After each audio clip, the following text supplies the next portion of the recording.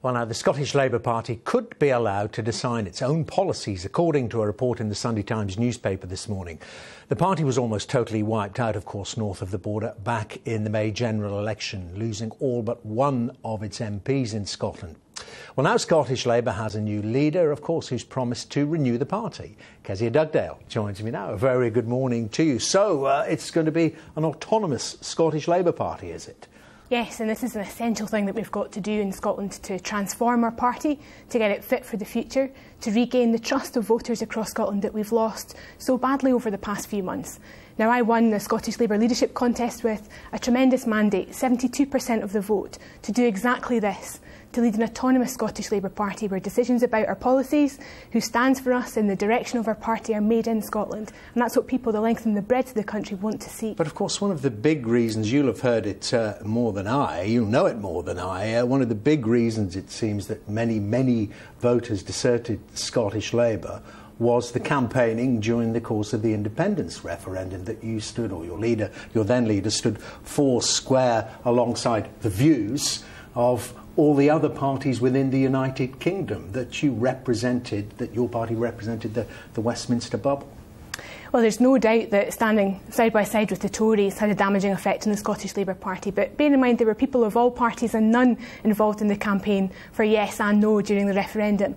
But that's a debate that's in the past. What I'm in the business of talking about is Scotland's future, meeting the hopes and aspirations of voters across the country. And in order to do that, we have to be able to make policy decisions in Scotland in the Scottish interest. Now, what I would say to you, though, Dermot, is I hope very much that this is the starting gun of a debate across the whole of the Labour Party, across the whole of the UK, about where power lies and how we organise Labour people and Labour values. So you think we could see, in effect, a federal Labour Party? Frank Field's just been on, a veteran Labour MP, of course, talking about just that the nations and regions should, in effect, have their own Labour parties. I would support a more federal solution for the organisation of the Labour Party. Undoubtedly, I think that's the direction that we need to go in. Look, the Scottish Labour Party was the party of devolution, but the one mistake we made was not to devolve the party itself. Now is the time to do that. So I want to lead a more autonomous party where decisions around our policies are made in Scotland. Not because of some theoretical debate about how the Labour Party should form its own structures, but because I want to represent the views of people across the country and put Scotland first in that regard. People are going to be sitting at home listening to this saying, well, give us some specifics. I mean, it's pretty hard at the moment to define what Labour's policies are as a UK-based party in many areas, but how would you differ from the Corbyn leadership?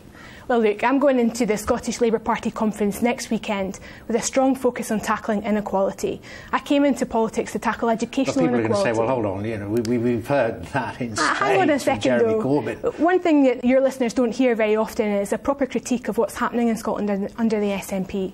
So we've had 8 years of SNP government, and we now have 6,000 kids across the country leaving school unable to read properly. You know, 1 in 4 people in the newest hospital in Scotland have to wait more than 4 hours in an A&E department to be seen. Our public services are in a mess, and they aren't getting the scrutiny that they need because there isn't a strong enough opposition in place to take on those arguments. This is very much a part of that debate, making sure the Scottish Labour Party is fit for the future. And what about this specific issue of tax credits? It's unclear, and the SNP being asked if and when it gets more fiscal autonomy, whether it would mitigate the effect of cuts to tax credits. That's explicit then, is it, from Scottish Labour, that you would make sure that Scottish people who receive tax credits would not be affected? You're right that the SNP's position is unclear on this. I've heard John Swinney say one thing and Angus Robertson say another. I'm going to wait until next weekend to lay out just exactly my policy position on tax credits, if you don't mind. As much as I would love to give you an exclusive on that here. Well, come on, I'm just asking you a specific question.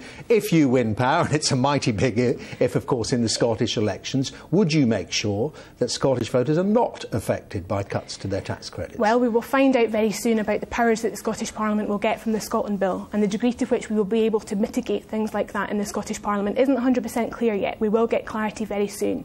I tell you one thing, though, I'm absolutely opposed to what George Osborne is trying to do here. It's very clear that on average families across Scotland, and you know, we're talking about 200,000 families here, could lose up to £1,300 of their income. Now, this is a government that purports to represent working people. This is an attack on working people. It's an attack on decent work. It's an attack on people who just want to go out, go to work and build a better lives for themselves. So there's no doubt that the Labour Party stands united in opposition to these tax credit cuts. But, I mean, you've got to argue, you've got to tell people what is different from the Westminster Labour Party. I haven't really heard anything that I haven't heard from many of the contenders who were fighting that leadership election. Some of them actually lost it, of course, but particularly Jeremy Corbyn. You're not saying anything different as far as I can discern. Look, Jeremy Corbyn and I agree on many things. Of course we do. We're in the same political party. Why do you need the autonomy? However, there are issues in which, in Scotland, we need to take a different position to develop our policies in our own direction. Which are? Well, what areas? Let's talk about welfare reform, for example. We will soon have more powers around tax and welfare reform in Scotland. I want to use those powers to tackle educational inequality, and the types of policies that I'll come up with in Scotland might not suit other parts of the United Kingdom. That's why it's important to have an autonomous Scottish Labour Party where we can design policies that fit the Scottish interest. But I take you back to that earlier point, Dermot. This isn't just about Scotland. This is about whether the Labour Party itself is fit for the big ideas, the big issues of the future. So my appeal is to people across the UK Labour Party, see this as the start of a debate that you have a big part in. Can we have more powers in Wales? Is there a debate now about how the Labour Party organises itself in the big cities and regions? You've heard John Cruddas raise this over the weekend as well. What I'm saying to people is, learn the mistakes of Scottish Labour. Don't repeat them. There's a chance here to reform and innovate how our party is organised and how it is structured. And if we get it right, our party will be in a much stronger and fitter position for the future. I mean, what is your experience of the attitude towards Scottish Labour at the moment since the election of Jeremy Corbyn? Isn't it quite out? It was getting more popular, that some Scottish voters actually quite like what Jeremy Corbyn is saying. Of course, he's moved the party to the left, and it was said that the SNP had out-lefted the Labour Party under its previous leadership. But now Jeremy Corbyn's more in tune. Perhaps this is the solution to old problems. Well, actually, since both myself and Jeremy have been elected, the Scottish Labour Party membership has grown. The number of members and supporters now stands at over 30,000. That's as high as it's been since 1997. There are a multitude of reasons for that. But your point about Jeremy Corbyn being more left-wing of the SNP, well, bluntly, that's not difficult, because that accepts the premise that the SNP are a left-wing party. And I can't point to a single progressive policy that they stand for, not a single policy that redistributes wealth from the richest to the poorest, for example. They have two tax policies which really involve cutting business taxes, whether that be corporation tax, which has been a long-standing position of the SNP, or the more recent policy they've put forward around giving local government the power to cut business rates, not to change the barriers or to put them up, but to cut business rates. That's not the actions of a progressive left-wing party. And the other point to remember, Dermot, is you're forgetting there the referendum and the impact that that had on Scotland. It wasn't about left or right, it was about yes or no. I do hope, though, that those arguments are in the past and that with an autonomous Scottish Labour Party we'll be fit for the future as well. Kezia Dugdale, very good to see you. Thank you very much indeed. The leader of Scottish Labour there.